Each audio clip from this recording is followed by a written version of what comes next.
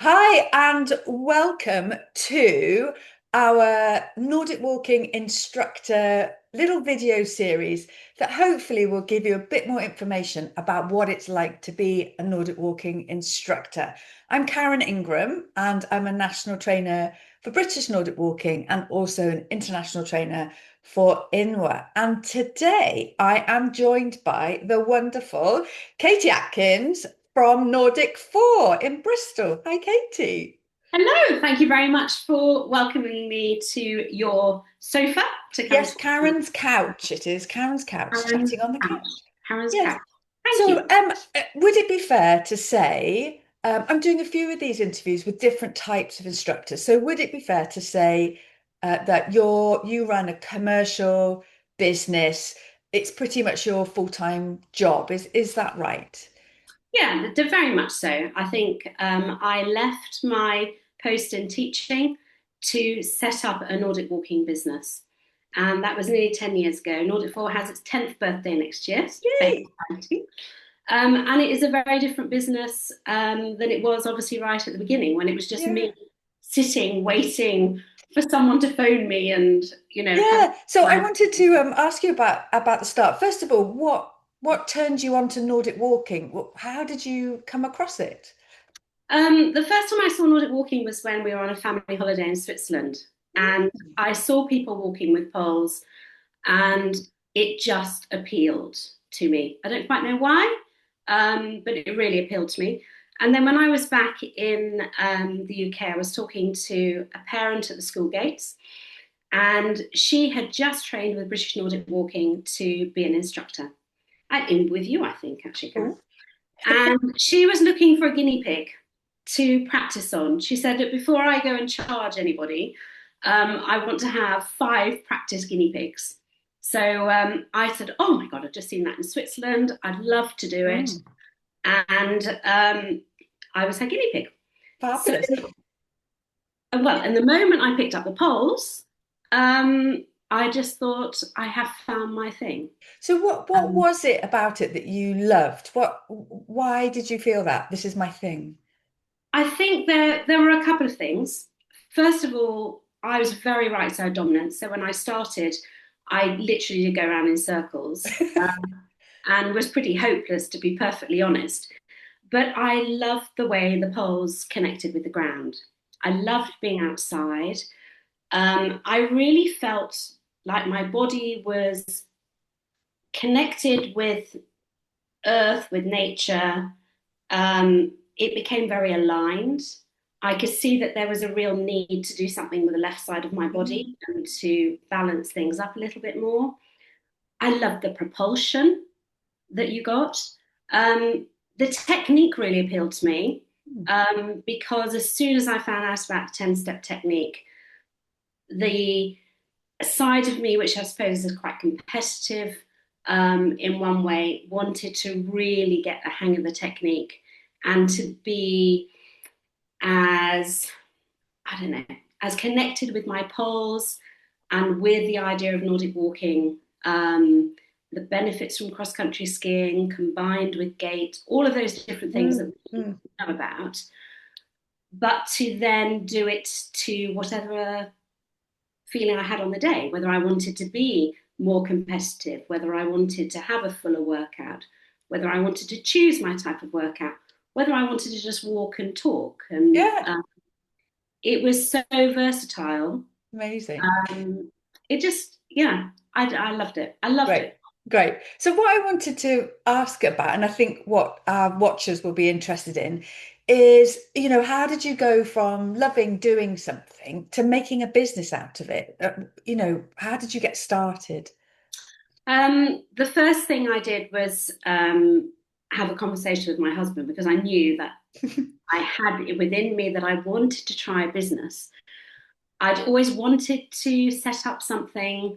Um, and as soon as I got that idea, I thought, I don't want to be sitting in an old people's home having said, I wish I'd tried something. Mm. And he was hugely supportive, but I then started to put quite a lot in place while I was still teaching. So the first thing I did was to find out about becoming an instructor. and I trained with you, Karen, and became a British Nordic Walking Instructor. And then over the course of a year, I then started to look at other things that I could put in place to enable me to then leave school and then go straight into my business. So I did the walking fitness qualification after the instructor qualification. Obviously looked at insurance, then looked up the costs for starting up a website. Couldn't actually go straight into having a whole website, so had a landing page. Yeah.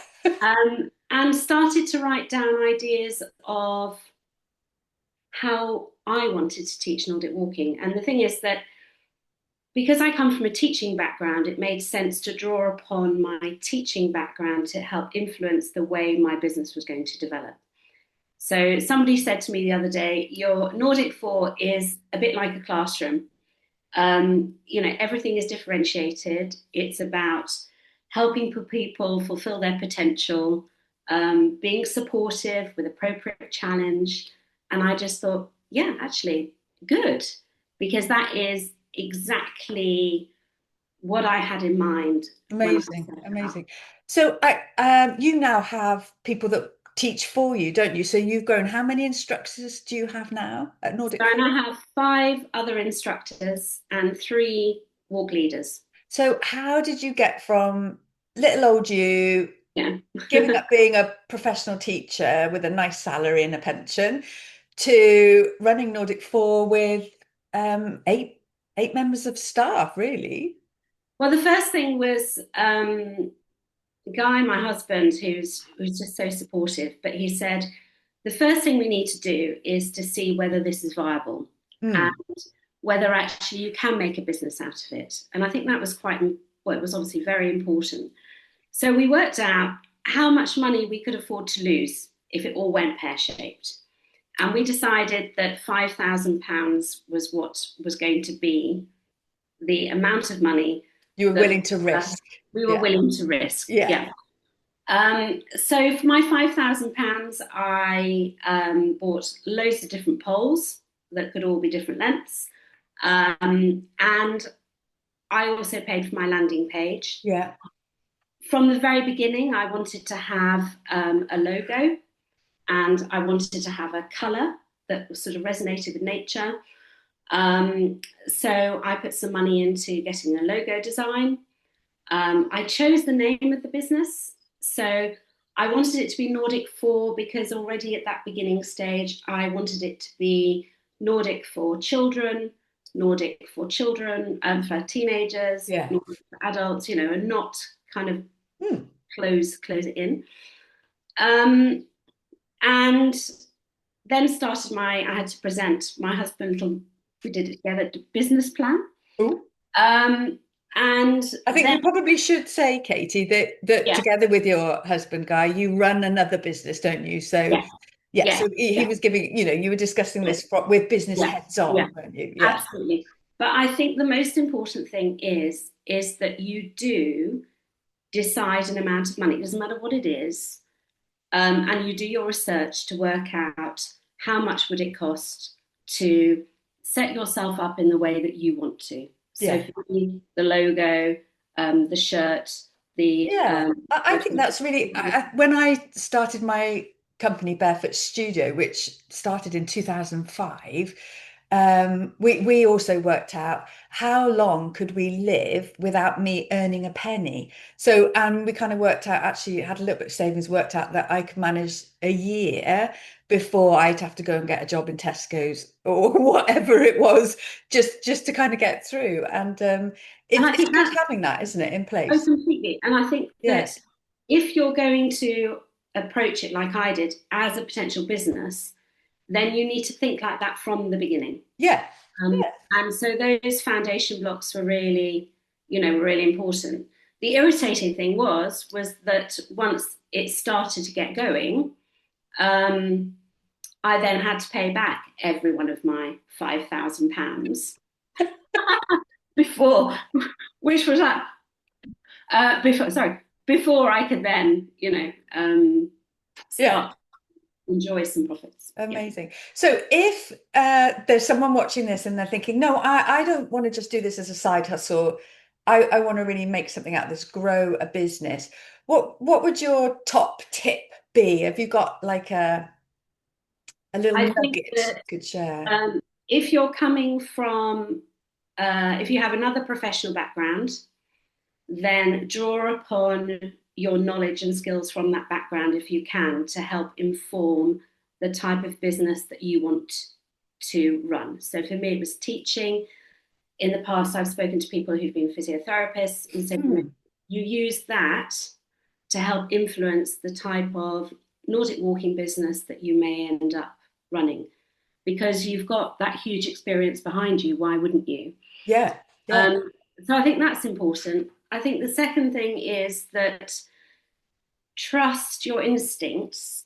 And for me, I let the business organically evolve. And as things happened, I helped use that knowledge to inform the next step or the next direction I went into. And sometimes it didn't work, and that's no, fine. I think you have to be brave to not worry that if you choose to go down a certain line and it's not working, you don't kind of beat yourself up about it. You just, but you recognize it's not working and you don't continue down that path. yeah, yeah. You pull back and you think, okay, right, oh well, that's okay, that didn't work. Right, we'll go Yeah, off in this yeah. direction. I think you're right. I think certainly something I've learned in all my business life is, yeah, you need to be flexible, willing to change direction, yeah, willing to pivot if something's not quite working, just change Yeah, direction, try something else, and yeah, don't let the little knocks and take I your think, course completely, is it? yeah, Yeah, no, I think so, and I think it's also it's about enjoying it, yeah, feeling there are days when, and I think particularly early on in the business when you're wearing so many different hats that as a business grows, you get very excited that you've got, oh, do my admin now, and oh, I'm now, and oh, I'm doing that now. Um, and then very quickly you start to think, oh my God. yeah, Uh, but then that's a good thing because you then have to reset and think, okay, if there are skills that are appearing that I need in my business that I don't have, then what do I do about that? And surround yourself with people who do have them. yeah. And like, for example, Katie, both of us outsource our social media, don't we? Yeah. And we both use our social media guru for that. So yeah, that's a good example, isn't And it? that was a very good example. And but you know, before I got to that point, I did training on social Yeah, media. It was, but it became the bane of my life. yeah, I loathed it, and it yeah, was a joyous day when I handed that over. yeah. Yeah. We're running out of time a little bit, but I wanted to just ask you two more things. One, what's your plans for the future for the business, Katie? Is it, to an infinity and beyond? What do you aspire to grow more? Are you planning to go into different areas? What are your thoughts for the next few years? I think that I have never put a ceiling on where the business could go or how far enough would be enough. Um, I've kept enjoying the direction that it's going in. I've loved bringing people on board with me who share my ethos, which I think is another point. You want to stay true Mm, to, your values as a business. I've remained very true to mine from day one, and people who've come to work with me have brought experience from another area as well as wanting to be with me because they share the same ethos. yeah. Um, I think as I get older, No. uh, I think that the business will become a sort of a lifestyle business. I think that I can't at the moment see a day when there won't be Nordic 4, but I have no idea what shape or format it will take. I think intellectually, it's really important to keep stimulated. Certainly, it keeps me busy physically. Yeah. So it's sort of at the moment doing me quite good service, intellectually and physically. Um, and as I've got more people now working with me, that is giving me an opportunity to have time to go off and do bits of travel, Yeah. to then support them when they want to do that. So it is becoming quite a lifestyle, Nice. I think. Yeah. Um, Nice. yeah, Well, my very last question then, and just really just like one or two sentences or even a few words that you would say to someone. So if someone's watching this at home and they're like, oh, can I be a Nordic walking instructor? Should I? Is it for me? What would you say to them straight down the lens of the camera to yeah. inspire them, Katie? I would say that it is one of the most liberating things I've ever done. I have learned more about my capabilities than I have doing Nordic 4 than I probably have in anything else I've done.